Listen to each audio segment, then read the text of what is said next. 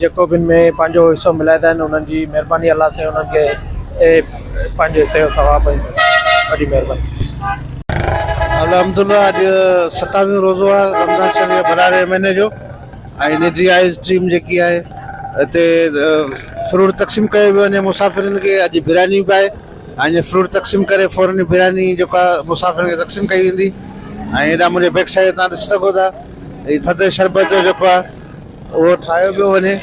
ऐं हिन वक़्तु जेके आहिनि उहे शरबत जेके आहे उहा दुकानदारनि खे ऐं मुकाई माण्हुनि खे ऐं जेके होटलुनि ते वेहनि था मुसाफ़िर उन्हनि खे ॾिनी वेंदी। ऐं जीअं अज़ान ईंदी पोइ हिते गिलास भरिया वेंदा ऐं सभिनी रोज़ेदारनि खे शरबत पियारी वेंदी। पर हर इंसान ज़ात खे शरबत पियारी वेंदी। ऐं हिन वक़्तु रहीम ख्वाह जो तव्हां साम्हूं ॾिसो पिया जेको हींअर फ्रूट तक़सीम करे रहियो आहे गाॾियुनि में।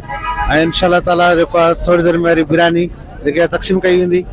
ऐं उन खां पोइ होटल में जेके रोज़ेदार आहिनि उन्हनि खे कोशिशि कयूं पिया त उनखे बि माना रोज़ो खोलायो वञे। ऐं सां गॾु भाउ इक़बाल मला मौजूदु आहे जेको असांजी शरबत जो इंचार्ज आहे। भाउ इक़बाल अॼु 27 रोज़ा की पिया ॾिसो भाउ भलारो महीनो आहे 27 रोज़ो आहे। असांजी कोशिशि आहे हर रोज़ेदार ताईं शरबत आहे या फ्रूट आहे या बिरयानी आहे पुॼाइण। ऐं भलारो महीनो आहे।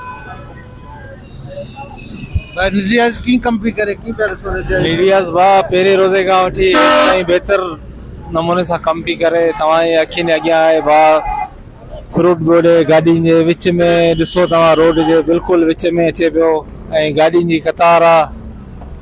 ऐं अलाह सी माफ़ी ॾे तव्हां ॾिसो भाउ फ्रूट कीअं वॾे ऐं निजी आइस जो कमु भरपूर जारी आहे। इंशाअल्लाह रमज़ान खां पोइ बि असां गर्मी में सबिलुनि जो बंदोबस्तु कंदासीं ऐं इंशाअल्लाह अञा इन खां बहितर कमु कंदासीं।